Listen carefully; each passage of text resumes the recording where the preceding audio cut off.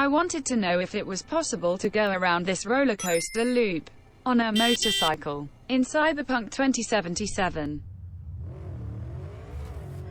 Turns out it is. But it's really hard. Like, really hard.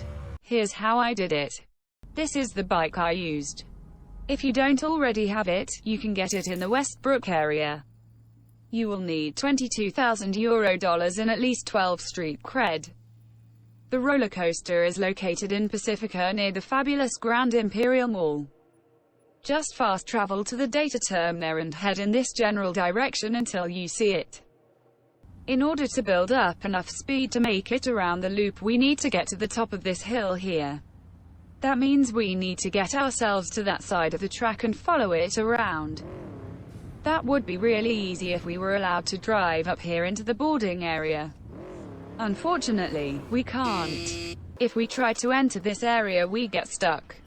This entire area, including this section of the track, is inaccessible on our motorcycle, so we'll need to bypass it. The only way that I have found to do that is by getting onto the track from over here, driving up to the top of this hill, jumping off the track and landing on this striped roof, then jumping from the striped roof back onto the track.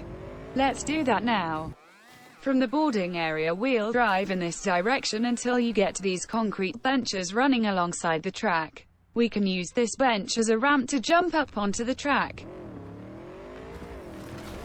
If you're like me and you're having a tough time with this part, don't be afraid to ask some nearby friends for help.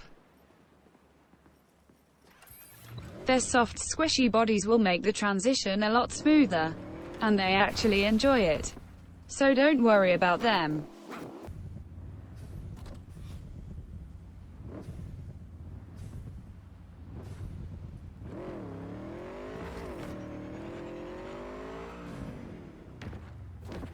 These hills are a little tricky because the bike is hard to control on the steep inclines. Be sure to save after each one. I edited out all my saves to save time, but trust me, I saved a lot.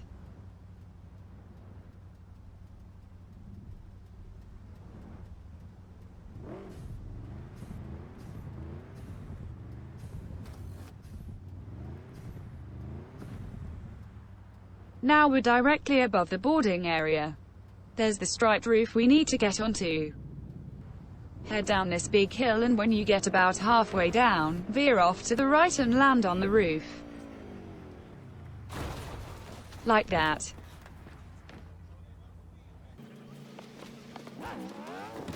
Make your way across the roof to this corner here.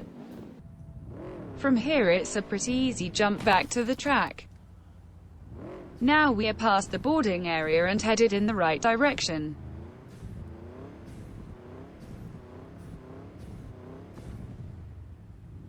This is not my tread mark.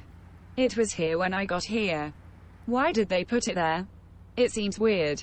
Anyway, just a couple more steep hills and we'll be at the final drop before the big loop.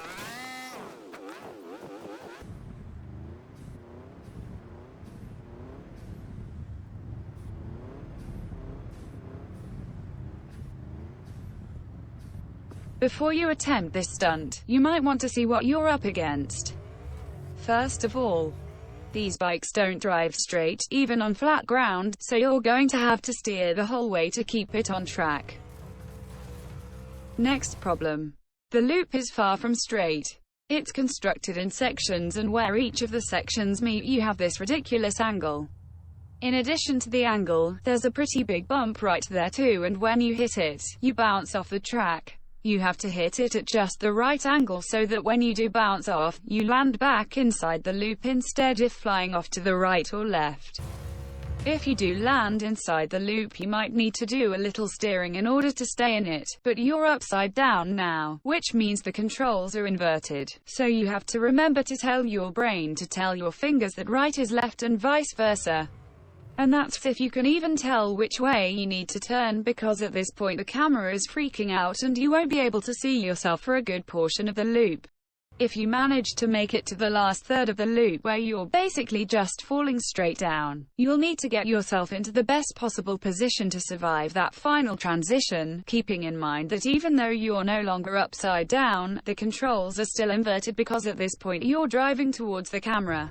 If everything goes just right and you're somewhere near the middle of the track when the camera swings back around, you'll be home free. Here's the final result.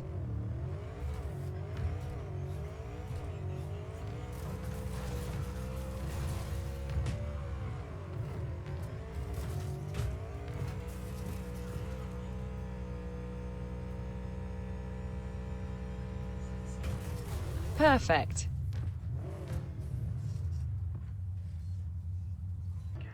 And here's a funny thing that happened.